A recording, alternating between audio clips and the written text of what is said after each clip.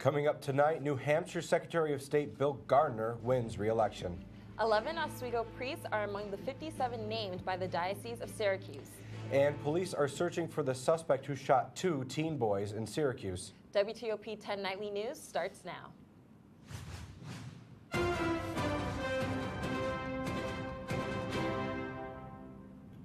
Good evening and welcome to WTOP 10 Nightly News. I'm Dan Corlett. And I'm Brianna Watson. New Hampshire Secretary of State Bill Gardner narrowly held off a challenger Wednesday to win re-election to the post he's held since 1976. Gardner defeated Colin Van Ostern 209 to 205 on the second ballot cast by a state legislature that had been sworn in hours earlier. The race drew national attention because of Gardner's unique role in presidential politics. He has the authority to set New Hampshire's primary date and has held off efforts by other states to move their primaries ahead of New Hampshire for decades. Gardner faced an intense backlash among Democrats over his decision to participate in President Trump's commission that sought but did not find evidence to support for Trump's unproven claims of widespread voter fraud in 2016. Gardner's opponent, Van Ostern, also a Democrat, argued Gardner had legitimized the unproven claims by taking part in the commission, and the Democratic National Committee called on Gardner to step down for what it called a sham commission. Now let's take a quick look at the weather with Storm Team 10 meteorologist Bobby Bianco. Thank you, Brianna. Currently, it is dry and very cold, but that'll change as we get into tomorrow, as we have winter weather and winter storm warnings for our area, winter weather advisory for Oswego County, and a winter storm warning for Jefferson and Lewis counties, where they can expect the most lake effect snow for tomorrow. And looking towards our satellite and radar, we can see mainly dry conditions, some lake effect snow showers coming off of Lake Erie, but that will not affect us yet, but that will come. I'll explain more of that in my full weather. And for right now, temperatures are in the mid to upper 20s, and that will not really change too much. I'll get more into that also. And that's all I have for now. Back to you guys. Thank you, Bobby. On Sunday, Oswego's music department had their traditional Focus on Faculty event, which stars and features one of the professors on campus. Reporter Michael Jean is going to show us some talent from that same professor. On December 2nd, Professor Alan Martin takes the stage as he showcases given talent to the students and the community. Dr. Alan Martin became the Focus on Faculty event and performed numerous pieces from classical to musical theater here at Sheldon's Ballroom. Currently Assistant Professor of Voice and Theater in the Music Department, Martin sings cycles of Gerald Finzi, Thomas Hardy, Mozart, and theatrical pieces and more. Here he is singing. Alongside Martin, Director of Choral Activity Mihoka Tsutsumi plays the piano for him. Martin explained his love for music and singing. What I love about singing is that you're always in a character. You're always telling a story. So it's not just about, and I tell my students this a lot, it's not just about sounding good and getting all the notes, rhythms, and words right. It's about conveying a story, conveying a mood, and letting your audience experience that with you, whether or not you are a very specific character in a show, for example. Attendees tell us their reaction of the recital. I thought it was very well done. It was a nice, varied program. He opened with a very large song cycle, which was a little eclectic. Most people hadn't heard it before, and I think he was nervous at the beginning, but he sort of got his sea legs as he went on, and he really shined as the program progressed, and the music theater performances I thought were terrific. It was really good. It was really nice. Good, yeah, he did a great job.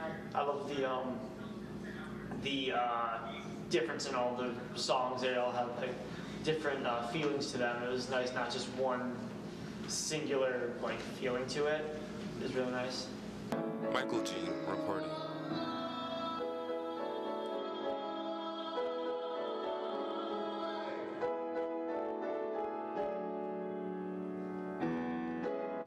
For more information about the Focus on Faculty series or other musical events, you can visit the SUNY Oswego event calendar. Bishop Robert Cunningham released the names of 57 Catholic diocese members who are reportedly paying child abuse victims silently using money collected through congregations, tithes, and offerings. According to Oswego County News Now, these are the names of the 11 clergymen in Oswego County who are accused of that same crime. Danielle Cummings, a spokesperson for the Syracuse Catholic Church, has stated no parishioner contributions are being used to pay victims. And further, the closings of churches in Oswego has, quote, no connection whatsoever, unquote. Sue Sweet, an Oswego resident who has worked closely with the victims in Oswego, believes that the church is hiding a multitude of other names. Oswego County residents addressed the Board of Education at the Oswego School District's required public hearing. The main topic of discussion was the upcoming $63.1 million capital project vote. One parent expressed their concerns about the money being dealt in a disproportionate manner. Some of the major proposed plans for the capital is an upgrade in safety systems and roof and masonry restoration. The City of Fulton has unveiled a tentative tax budget today. Residents can expect the rates to remain steady and on track within the past year's rates. The plan doesn't have any major changes, just an increase of less than 2% on revenue and about 3% increase on expenditures. Clark Chamberlain Dan O'Brien says the budget on surface level may not seem impressive, but it is a significant step in bringing back the city's financial balance. O'Brien cites the influx of revenue as proof, stating, quote, we've come back from $400,000 in the hole to $500,000 in the green, so we've come around almost $900,000. The Fulton Common Council will hold a public hearing on the budget on December 11th. Two teenage boys have been shot this afternoon while walking together in the 1400th block of North Salina Street in Syracuse. The wounded boys split up in search for help and were later transported to Upstate University Hospital. According to the Syracuse Police Department, the victims have refused to give any information on the details surrounding the shooting, but witnesses told police the suspect may have been wearing a red hooded sweatshirt. The victims' injuries are not considered life-threatening, but the police is asking anyone with information about the shooting to call 315-442-5222. Over the years, a group of Central New York startup companies have received help from a grant program. However, the retirement of Senator John DeFrancisco could see the end of that. Over the years, DeFrancisco was a legislative sponsor for the Grants for Growth program, which gave significant grants to companies who worked with universities to bring products that were being researched in labs to the public. Since 2006, the program has given over $4 million to over 86 companies in CNY. Bob Antonacci, DeFrancisco's replacement, told Syracuse.com that he will evaluate how efficient the program works before he makes any further decisions. Governor Cuomo has announced today a $27 million investment to upgrade the Niagara Falls wastewater treatment plant. The state plans to invest $13.5 million and will be matched with Niagara Falls Water Board to address water quality impairments caused by the aging plant. This upgrade is part of Governor Cuomo's 2018 State of the State priorities and is directing the Niagara Falls Water Board to immediately undertake the projects as required by the binding terms of a consent order with the Department of Environmental Conservation. Coming up later tonight, a woman is suing Hilton for $100 million. And France responds to the Yellow Vest rioters. This is WTOP 10 Nightly News, and we'll be right back.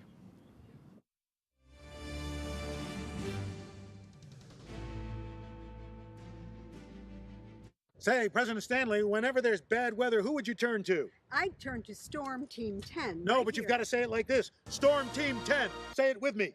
Storm Team 10.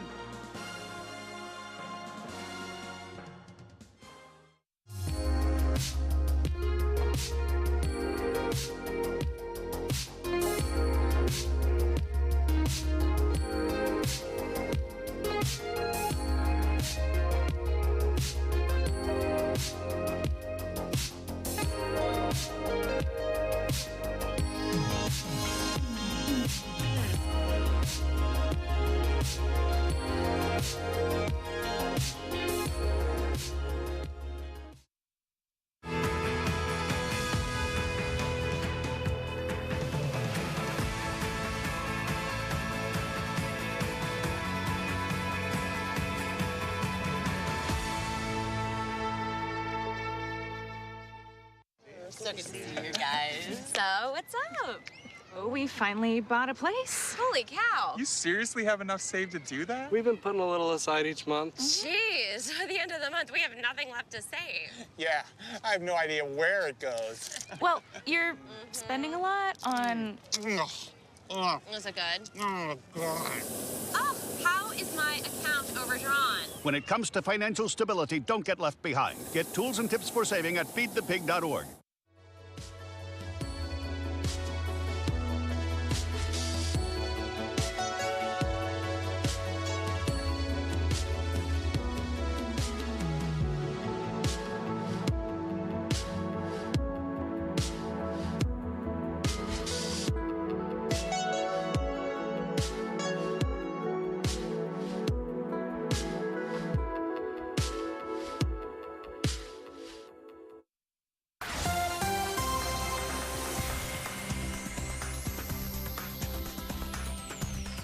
And welcome back from the break. I'm Storm Team 10 meteorologist Robert Bianco, and taking a look at what we can expect for tomorrow. We have winter weather advisories and winter storm warnings in effect for our area. Winter weather advisory for Oswego County, winter storm warnings for Jefferson and Lewis counties, where they can expect the most snowfall.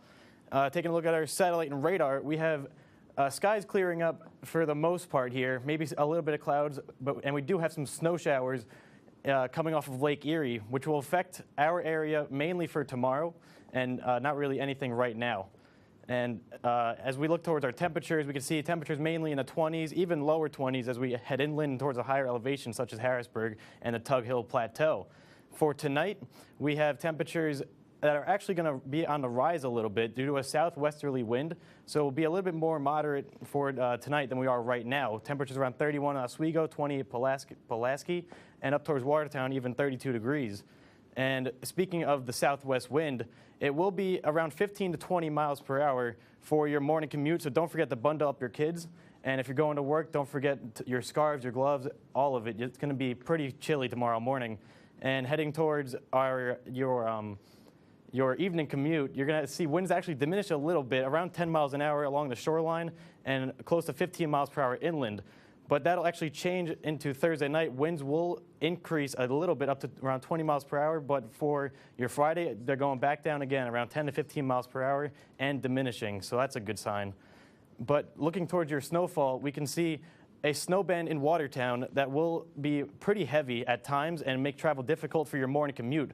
So make sure you have extra time planned for your morning commute, in Watertown especially.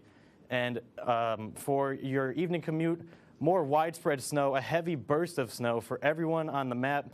Everyone's going to see some kind of snowfall, so make sure for your evening commute you take it slow out there, drive safe on the roads especially.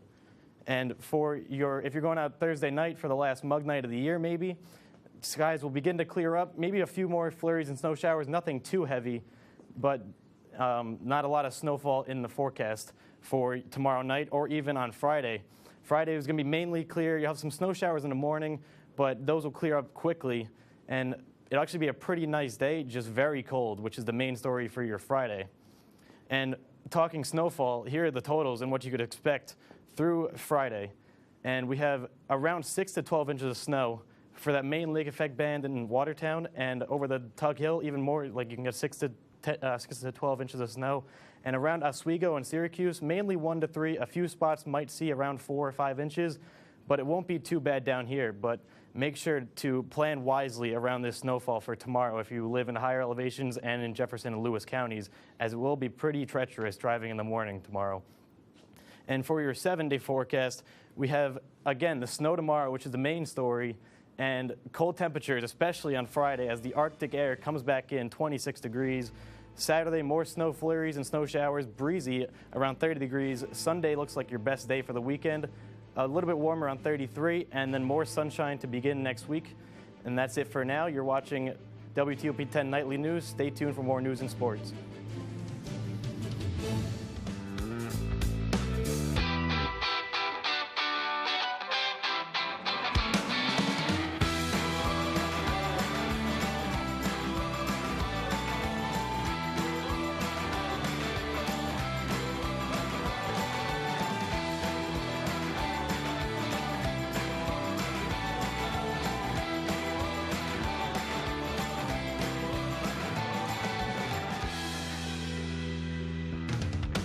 what would happen if I had to pick up the phone, call 911 for one of my family members or one of my neighbors? What would I do if no one was on the other end to respond? What if there was no 911?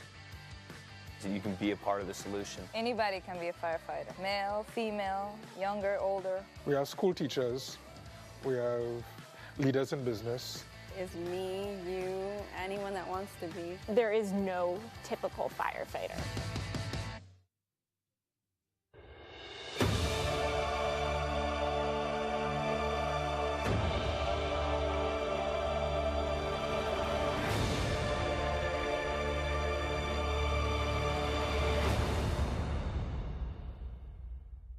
Okay, so what would you bring to my company? What do you need? I need problem-solving skills. I got through high school without a car, a phone, or a computer. No college degree, though. Not yet, but life's taught me a lot, and I'm ready for more. Well, you're not the typical kind of candidate that I hire. But you are exactly what I'm looking for. Your company could be missing out on the candidates it needs most. Learn how to find a great pool of untapped talent at gradsoflife.org.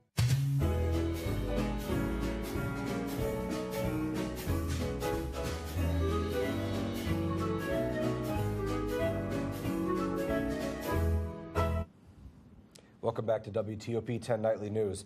A woman is suing Hilton Worldwide because she claims a hotel employee secretly recorded her and is using the video as blackmail. She was not aware of the recording until she saw it appear on an adult film site with her full name. The woman, identified as Jane Doe, has not met the person's $2,000 demand. The Albany Hampton Inn says in a statement that their guest safety is their top priority. Robert Mueller shows a lenient side. He's asking that former National Security Advisor Michael Flynn avoid prison time, largely because of his cooperation in the Russia investigation. The same can't be said for Roger Stone. John Lawrence reports. Michael Flynn previously pleaded guilty to lying to federal investigators, but he may not see any prison time. That's because Special Counsel Robert Mueller says Flynn has given substantial assistance to the Russia investigation. Mueller got the president's national security advisor to agree that he had committed a felony, and he's cooperating, and now we're going to see what the fruits of that cooperation is. That's a big deal. Flynn was a stalwart during candidate Donald Trump's campaign. That's right, lock her up! And he later became the first high-ranking former Trump advisor to cut a formal deal. According to a filing, Flynn has given 19 interviews with the special counsel and other justice officials. That, Mueller says, could have led others to also cooperate. One person not answering questions, lobbyist and Trump ally Roger Stone. He invoked his Fifth Amendment right against self-incrimination through a statement from his lawyer.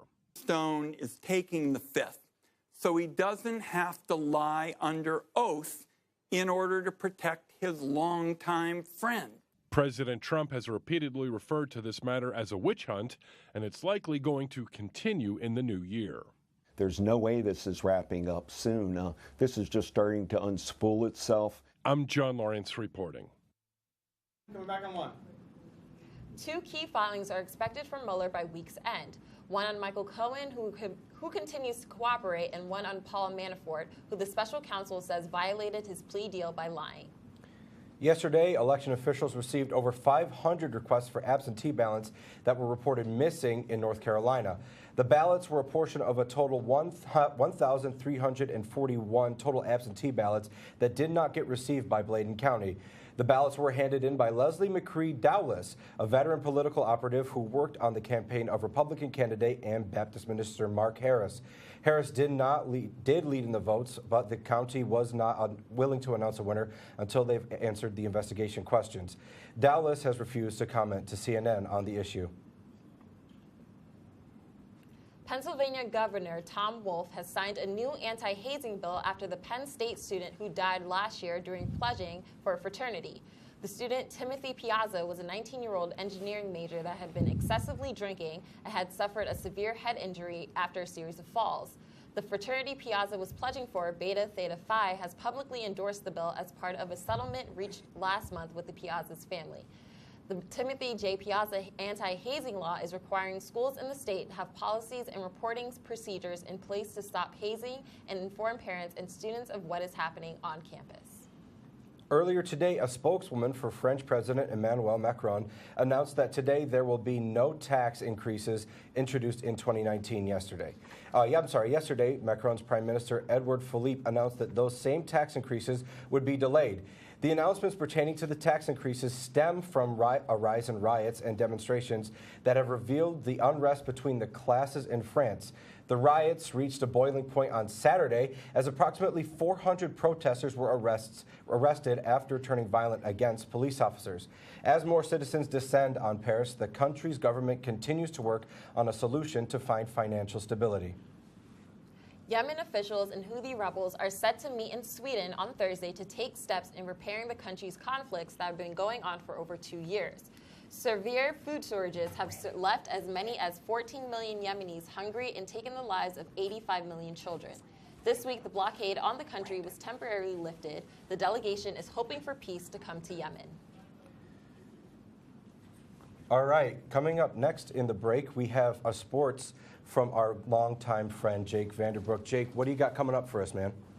Well, Dan, coming up later in sports, we have some breaking news out of the MLB, and plus, I will be talking about the Sabres' loss against the Leafs. That is all coming up on WTOP 10.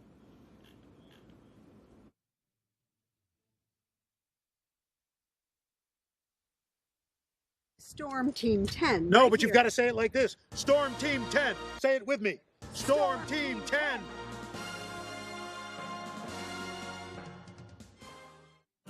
Across America, excess food is gathered by a network of good people at local food banks, helping solve child hunger. They've earned their wings, and you can too. Support Feeding America and your local food bank at feedingamerica.org.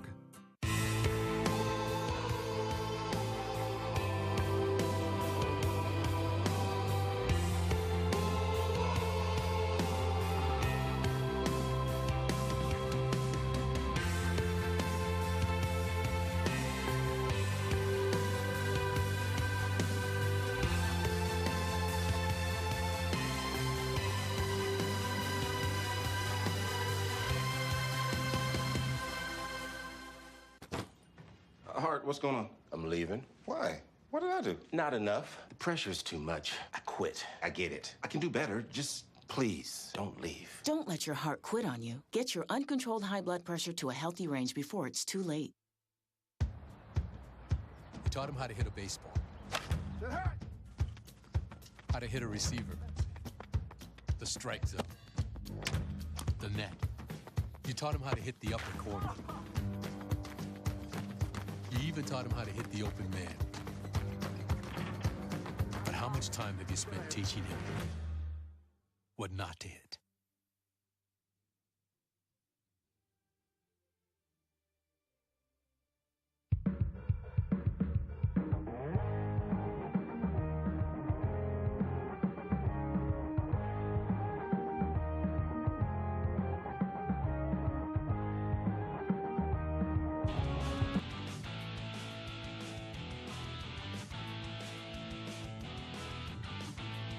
The WTOP 10 Nightly News. I'm Jake Vanderbrook, and it's time for your sports update. Starting off with some wrestling, Oswego State's Rocco Russo was selected as the ECWC Wrestler of the Week. Russo captured the title in the 149-pound weight class, compiling a 5-0 record during the 53rd RIT Invitational. The senior was able to record a fall in less than a minute and 2 technical falls to advance to the semifinal round. In the semifinal, Russo was tested and answered the challenge, winning a 20-20 division against Peter Nash of Worcester Polytechnic Institute. Russo and the Lakers return to the mats on Saturday as they host Ithaca College on Saturday at 12 p.m. Now we're going to switch it over to some high school volleyball. We have 2 schools out of Section 3 where players made all-state honors. 3 players from state champion West Hill earned first and second team honors on the all-state girls volleyball teams for the fall season. Senior setter Mackenzie Martin and junior outside hitter Sarah Galenti were named to the Class B first team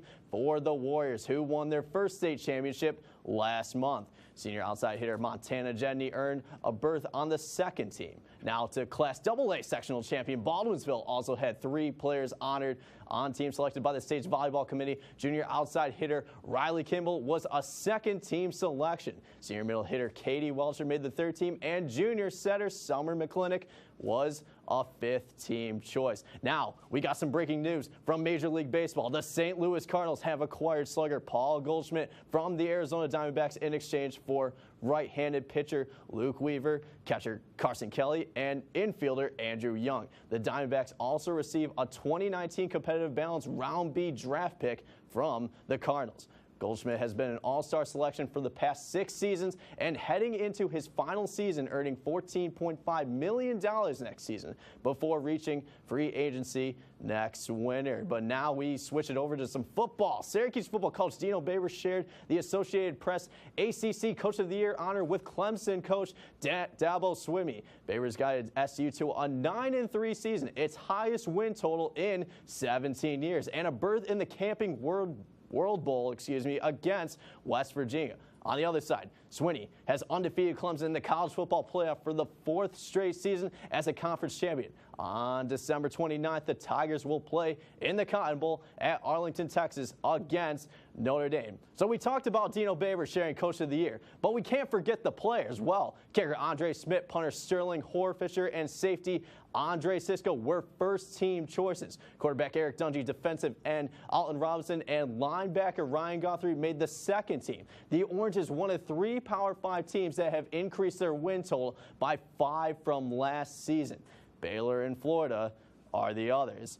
Well, at the time, the Sabres were the hottest team in the National Hockey League, winning 10 straight games. But now they have lost 3 straight. The Sabres are trying to get back their winning wings, but they first have to take on the Toronto Maple Leafs, and we got the highlights for you right here as Toronto is getting out of their zone, and here comes Toronto threatening, and Jake Gardner, he's going to get the pass from John Tavares. He's able to finish as the Leafs take a 2-1 lead, but not early in the 3rd. But the Sabres were able to rebound from giving up that last goal as Skinner gives it over to Jack Eichel for the one-timer to even the score at 2. But still in the 3rd with over 7 minutes left to go, Sam Reinhart, he's going to find Jack Eichel, and he's going to find the back of the net once again as Buffalo takes a 3-2 lead.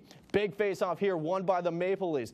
Matthews wins the force. Morgan Riley, his shot is going to be wide, but that's not going to be a problem for Patrick Marleau. He's able to clean it up. Leafs tie it up at 3. But now we got to go to overtime.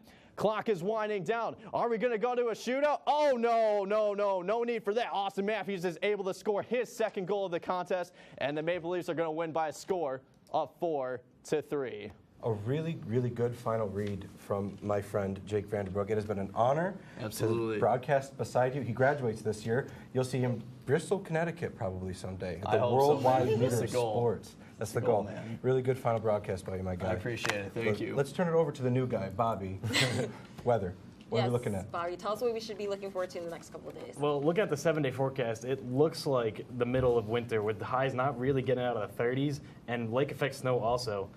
We can expect a decent amount of lake effect snow, 6 to 12 inches for higher elevation and towards Watertown, and it should be colder as we head into next week. All right. Well, thank you for that. This has been our final Wednesday night broadcast of the year. Thank you guys for tuning in. Thank you for watching, everyone. Have a great night. You know who's going off in fantasy this week? Drew Brees. Brees with time. You know, you guys are sleeping on Odell Beckham Jr., though. I think he's scoring 3 TDs this week. And it throws it Beckham across the middle.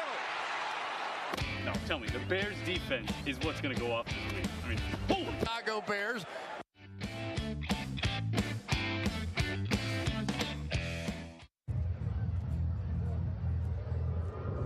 Looking for these?